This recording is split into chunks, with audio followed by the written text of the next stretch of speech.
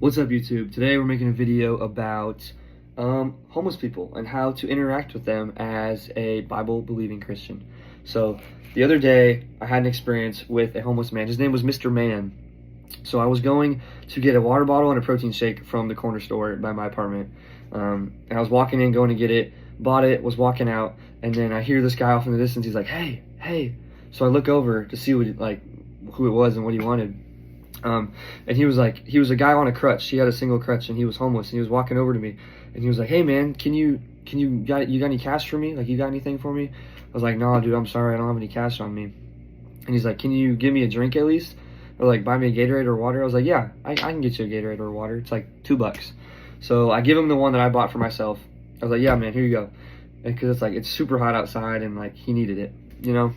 So I give it to him.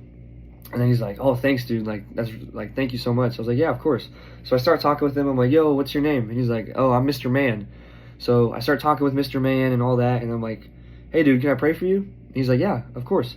So I prayed for him. I prayed for God to encounter him and pray for God just to show himself to Mr. Man. And after I get done praying, he's like, dude, thank you so much. That was a real blessing. I was like, yeah, man, of course. Both went our separate ways. And yeah. So point being, first of all, whenever you have the means to help somebody, the means to help a brother or sister in need, and you don't help them, you gotta help them. God literally calls us in 1 John chapter 3, verse 17. He says, if anyone has material possessions and sees a brother or sister in need, but has no pity on them, how can the love of God be in that person? That says it right there. If you have the means to help somebody and you don't, how can the love of God be in you? There's literally people on the street, no home, no family, no food. How are we just, as Christians, as Bible-believing Christians, how are we just to walk by them and just sit there and act like nothing's going on? If that were us on the street, we would want someone to come help us. And that's what God calls us to do. Those are the people on the street that are homeless.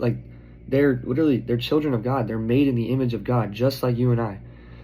We got to be cognizant of how we stereotype people, because the stereotype is, homeless people only want money for drugs and alcohol and whatever they can get their hands on, that's a sad stereotype, because that is a reality for some. But others just need someone to talk to. Others just need some food or a drink. So as Christians, we're called to step into that, and of course do it in a safe manner. I'm not saying walk down an alleyway with a bunch of homeless people at night and be like, oh, what's up, guys? Do it in a safe way. I know my kids, I'm going to have them interacting with homeless people, because that's what the Lord calls us to do.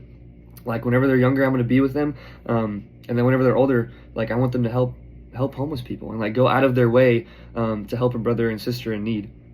So with that being said, don't, the stigma nowadays is to just, leave that homeless person alone, don't talk to them. Don't talk to them, don't pay them any mind, whatever. But God can use that interaction in such amazing ways. And when I was in Dallas, I was really good about doing it. I kind of fell off when I started going to college. I kind of fell off doing it, but I used to be super good about talking to people and helping people in need. There was another time in Dallas where I'd gotten lunch with a homeless dude, and I didn't just buy him lunch. I was like, yeah, I'll get you lunch if you sit down and eat with me. And he's like, okay, I can do that. So then I would get him lunch, and we sit down and eat, and then we start talking, and I had a chance to talk with him about the gospel and God. And I had his number too. And the other day he texted me, he said, not the other day, but a while ago, he texted me, he's like, yeah, dude, I have a house now. Me and my family are living there. I'm back on my feet. So it was pretty cool. It was really, really cool.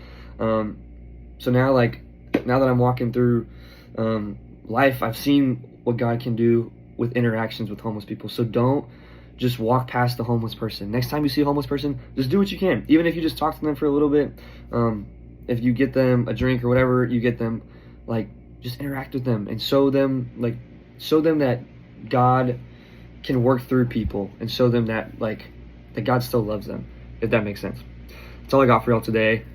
Peace out. See y'all later.